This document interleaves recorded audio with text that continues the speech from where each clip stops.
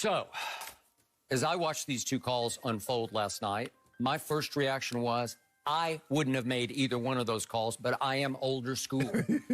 I appreciate the new school, but I'm with whoever tweeted you last night or responded to you about back in the day. I'm more back in the day on this. I would definitely ref down the stretch of a big playoff game. I would let them play. Right. Let them decide the game. I'm not going to decide for them. Right. But by the letter of today's NBA law, that was a foul and that was a foul. Because today they are trying to go for shooter safety. You got shooter safety. You have to let them land cleanly and without incident on the way down. Right. So on the Chris Middleton play, if we see that one first, Dragic tried to get slick.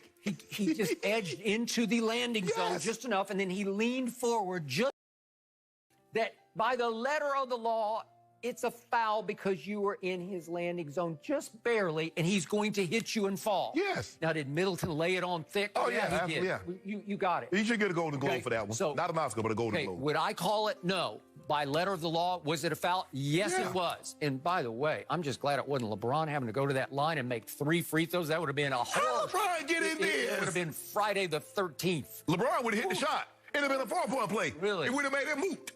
We don't win the game with a free throw. And to Chris Middleton's credit, he just marched to the line and said, give me the ball. And he goes, swish, swish, swish.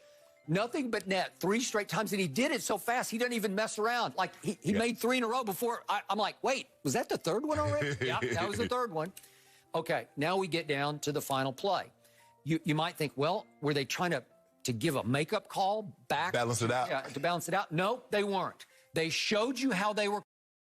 Thank you. They're calling it tight. They're calling it by the letter of the law, the new age law. So what do you think's going to happen if Jimmy Butler goes up, if we could see the play, to shoot it? The ball is gone, and as he's coming down, Giannis goes over and pushes him off balance just enough that it makes it a dangerous fall. Is he laying it on thick? You better believe he is.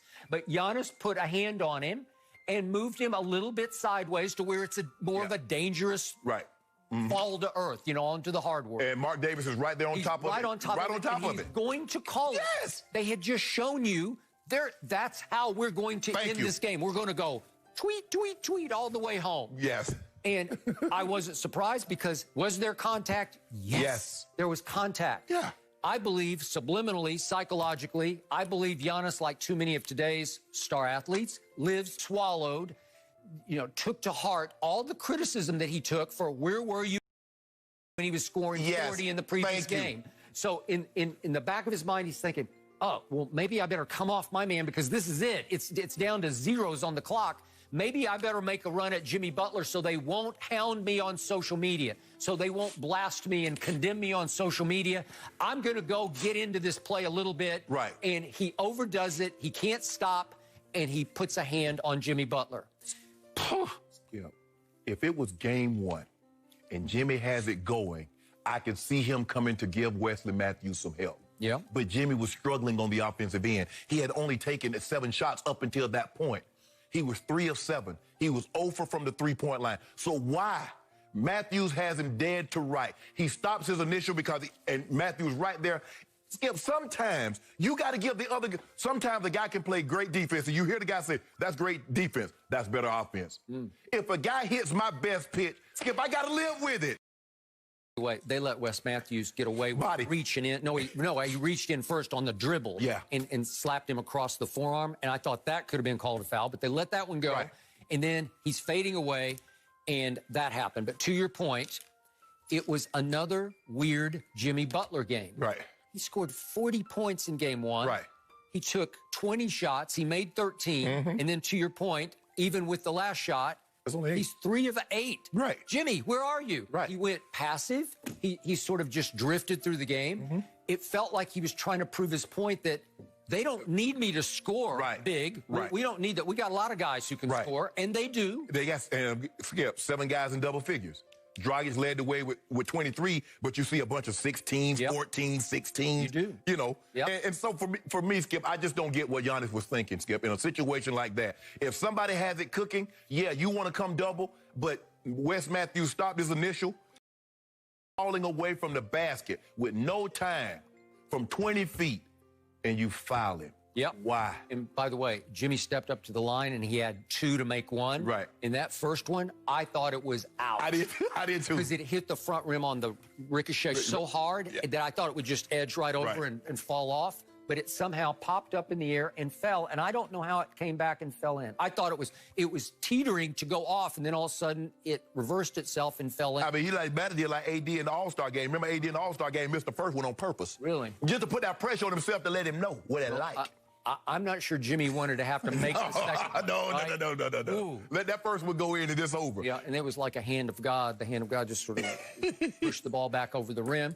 But in the end, Miami outplayed. Not in the odds makers' eyes, but they're just playing better, and they are better. The Bucks got their work cut out for them, Skip, because the biggest thing is that the Heat don't fear them. The season, now they've taken 2 of them from them in the playoffs. And the thing is, Skip, is that there is no home court. You're in an empty gym, so you're not getting any boost from the crowd. You're not getting it.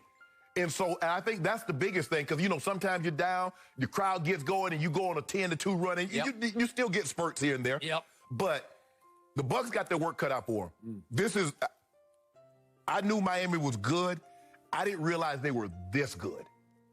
Because when you look at them, Skip, you're like, okay, But that kid, Tyler Hero, he's not afraid of the moment. That joker taking he's taking 26 footers like I'm supposed to be doing this. I got to tell you, I didn't see that at Kentucky. No. I watched him a lot. I never saw that. And Bam is just being Bam. But like I said, I still don't know what Giannis was thinking. There was no need. There was no Wes Matthews. I can see if Jimmy was cooking Wes like he was on like the other day, Skip, on Monday. Giannis. But like I said before, that's not, Skip, first of all, that is his game. He's a help defender. He's not an on ball. He's not about to sit in the chair at 7 foot tall on the perimeter and chase guys laterally all around the court. That's not what he does. But he'll come from the weak side, he'll come from the back side and block a layup or block a dunk or something. And what he was trying to do, he was come with some help and help Wes Matthews. But in that situation, Wes didn't need it. You put yourself in harm's way. And as you said, they had just told you what they're going to do on the previous scene like 10 seconds ago. Yep, I agree. Okay, my bad. 4 seconds ago. And they got their work cut out for them. Can they win 4 of the next 5, Skip? I don't see it. I really don't. I'm going to say this again about Giannis, and I got nothing against him because he seems like a great kid, and he's still a kid, but he just did something historical. He just won, or we think he's going to win, MVP, Defensive Player of the Year, in the same year. Only Jordan Olajuwon did that before him. Right. In that context, given that high, he's just overrated. Oh, he's coming up small. Yeah, he's coming up really small, but he did it last year in the last 4 games against Toronto. Right. And here we go again. A good team, a smart team, a well-coached team that says, I'm sorry, we won't let you come in here and do that every time down. Right. Because, I mean, he played better, Skip. He was 10 of 18. He was 9 of 13 from the floor. He only attempted 1 3, so he got away from shooting those threes because he's not very good at that. But what happened with 43 seconds left in the game? It was still a game, 43.9. What happened? What's his Achilles heel? Giannis went to the free throw line. Maybe we should see this. Free throw line, Giannis up and that was almost an he overcompensate. You better overcompensate a little bit and you back iron it. And that would have cut it to 4, and it's still a contest. Right. And that takes the life and heart out of your team. You're the MVP. You got to make one of them. Just make one. Throws. Yeah, it's that was Skip. You hate to see that. You hate because it doesn't happen often that a game ends like this with no time on the clock and somebody's making free throws. You don't want it to see it to end like that. No. But you can't put the official in that position because more times than not, he's gonna make that call, Skip. Yep. Because that's not one. You want to go back and you have the official review. They should have called a foul. You can't have that because, man, that don't do me no good. But I'm gonna be 357 hot. All right, game 3 tomorrow. Miami's got the momentum. But guys, right now I've got some breaking news out of the NBA. Katie and Kyrie have a new coach in Brooklyn. It is a surprise.